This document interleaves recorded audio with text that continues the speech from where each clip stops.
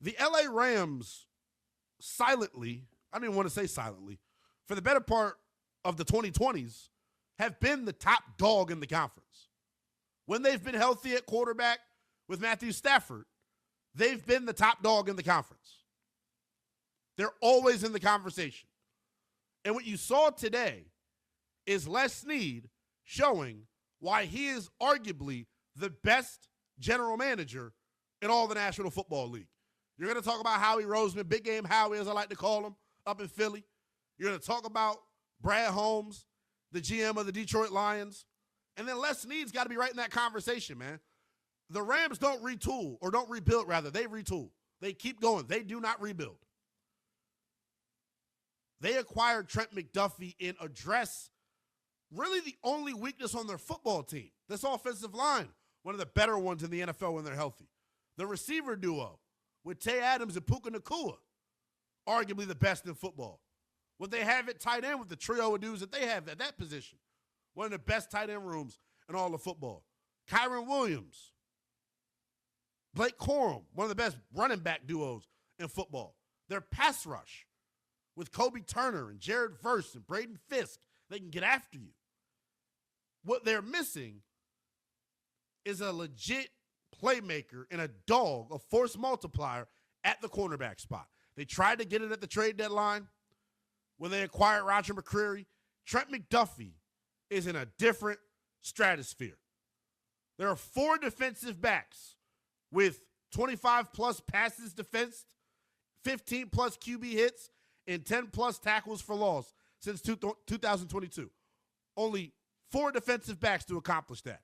Antoine Winfield Jr. of the Bucks, Derwin James of the Chargers, Kyle Hamilton of the Ravens, and Trent McDuffie, now of the LA Rams.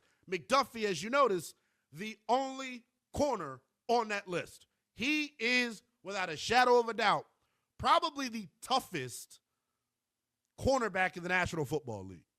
You know, corners are known as divas, you know what I'm saying? With Trent McDuffie, it's like a French bulldog. I want Trent McDuffie walking with me through a dark alley at night. I know if I got Trent by my side, I got a chance to get up out of there. And it's so crazy to look at it from Kansas City's perspective because they've kind of had this habit of moving on from premier guys at corner. You saw it with Charvarius Ward. You saw it with Marcus Peters. And now you're seeing it with Trent McDuffie. But I think this says more about the Rams than it does about the Chiefs. I think the Chiefs angle of things, I don't think it's a good move for them. I don't think they get better making this move, but they know what they're doing when it comes to their roster construction. For the LA Rams, man, what's the flaw of their football team? What's the Achilles heel right now of the LA Rams? I don't think they have one. They're a group right now to me that on paper looks flawless. LA gives up pick number 29, the 5th overall pick in this year's draft.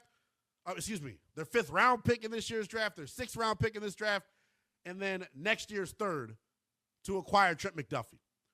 Because Les Snead is such a player, the Rams still have pick number 13 in the draft via the Atlanta Falcons, who tangoed with the Rams last offseason to go up and get James Pierce. So, hey, look, I like the move for the LA Rams, and I think it should put the rest of the conference on notice here. Who do you think is going to be the best team in the NFC in 2026? 310-840-4910. I think, and I led off the show with this, I think the conference is as wide open as it's been in a while. I know what Seattle did, and I know how I'm talking about the Rams. Those aren't the only 2 teams that I put in that conversation to go, you know what, Slim? Maybe, just maybe, there are some other teams in this conference that we're totally overlooking. You can help me out with that at 310-840-4910.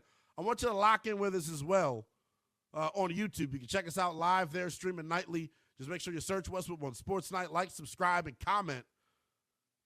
Look, there are a couple of teams that I'm going to go to bat for tonight in the NFC that we don't really talk about. It feels like the conversation has been on Seattle and LA, rightfully so. But there are some other teams within this conference that I think have the personnel 1 through 53 to make a run.